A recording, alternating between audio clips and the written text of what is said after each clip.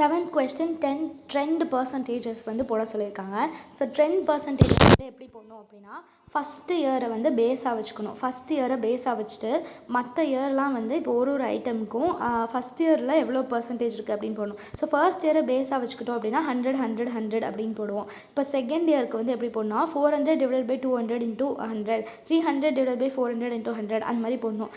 So first இந்த கொஸ்டினில் இருக்கிறது அப்படியே காப்பி பண்ணிடலாம். ட்ரெண்ட் பர்சன்டேஜஸ்னு ஹெட்டிங் போட்டு particulars first year, second year, third year, fourth year அப்படியே இந்த இது வரைக்கும் கொஸ்டின்லேருந்து அப்படியே வந்து இது எல்லாத்தையும் காப்பி பண்ணிடுவீங்க. பண்ணிவிட்டு ஃபஸ்ட் இயரை தான் பேஸாக வச்சுக்கணும். ஸோ எல்லாமே 100 அப்படின்னு போட்டுருணும். இப்போ இதெல்லாம் என்ன பண்ணணும் அப்படின்னா, செகண்ட் இயர்க்குலாம் என்ன பண்ணணும்னா 400 டிவைடட் பை 200 இன்ட்டு 100 அப்படின்னு போடணும். அப்படின்னு போட்டால் 200 கிடைக்குமா. 300 டிவைடட் பை 400 இன்ட்டு 100 அப்படின்னு போட்டால் 75 கிடைக்கும். 390 டிவைடட் பை 300 இன்ட்டு 100 அப்படின்னு போட்டால் 130 கிடைக்கும். அதே மாதிரி இப்போ 500 டிவைடட் பை 200 இன்ட்டு 100 அப்படின்னு போட்டால் 250 கிடைக்கும்.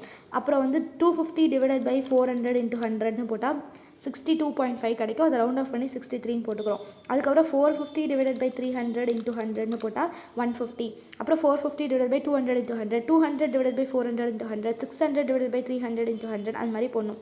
ஸோ ஃபஸ்ட் இயரை பேஸாக வச்சுக்கணும். மீதி எல்லா இயரும் வந்து அந்த ஃபஸ்ட் இயர் அமௌண்ட்டில் எவ்வளோ பர்சன்டேஜ் இருக்குது அப்படின்ட்டு ஒரு ஐட்டமுக்கு போடணும். கேஷ்க்கு ஒரு தடவை, டெட்டாஸ்க்கு ஒரு தடவை, ஸ்டாக் ஒரு தடவை, கரண்ட் அசட்ஸ்க்கு ஒரு தடவை அந்த மாதிரி போடணும். இப்போ 8th கொஸ்டின் என்ன கொடுத்துருக்காங்கன்னா, XYZ limited presents the following information, you are required to use an appropriate tool அப்படின்னு கொடுத்துருக்காங்க. 10% போடணும் அப்படின்னு சொல்லலை. ஸோ இப்போ நீங்கள் வந்து யோசிச்சு பார்க்கணும், இதுக்கு வந்து கம்பேரிட்டிவ் ஸ்டேட்மெண்ட், காமன் சைஸ் ஸ்டேட்மெண்ட்லாம் போட முடியுமா அப்படின்ட்டு. இது என்னது, ஏதோ அரகுற இன்ஃபர்மேஷனாக இருக்குது. இப்போ கம்பேரிட்டிவ் பேலன்ஸ் ஷீட்டோ இல்லை காமன் சைஸ் பேலன்ஸ் ஷீட்டோ போட முடியாது. Comparative P&L, common size P&L போட முடியாது. ஏன்னா இதில் மூணு இன்ஃபர்மேஷன் தான் இருக்குது. அதனால 10% தான் போட முடியும் அப்படின்னு கண்டுபிடிக்கணும். ஸோ 10% வந்து எப்படி போடுவோம், இது எல்லாத்தையும் அப்படியே காப்பி பண்ணுவோம். ஃபஸ்ட்டு இந்த 5 வருஷத்துக்கான ஃபிகர்ஸை அப்படியே கொஸ்டின்லேருந்து காப்பி பண்ணுறோம். அப்புறம் பர்சன்டேஜஸ் அப்படின்னு போட்டு ஃபஸ்ட் இயரோடது எல்லாத்தையும் பேஸாக வச்சுக்கிறதுனால 100 போடுறோம்.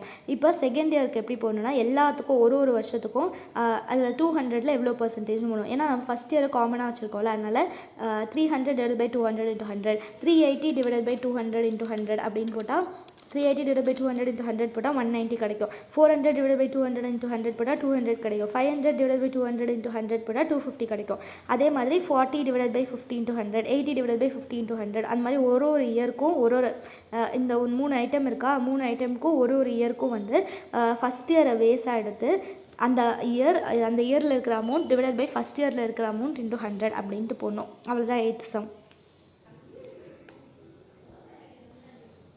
9th கொஸ்டினும் வந்து ட்ரெண்ட் பர்சன்டேஜஸ் தான் போட சொல்லியிருக்காங்க. ஸோ ஃபஸ்ட்டு என்ன பண்ணுவோம், கொஸ்டினில் இருக்கிறது அப்படியே இந்த எத்தனை வருஷத்துக்கு இருக்கோ அது எல்லாத்தையும் அப்படியே காப்பி பண்ணுவோம்.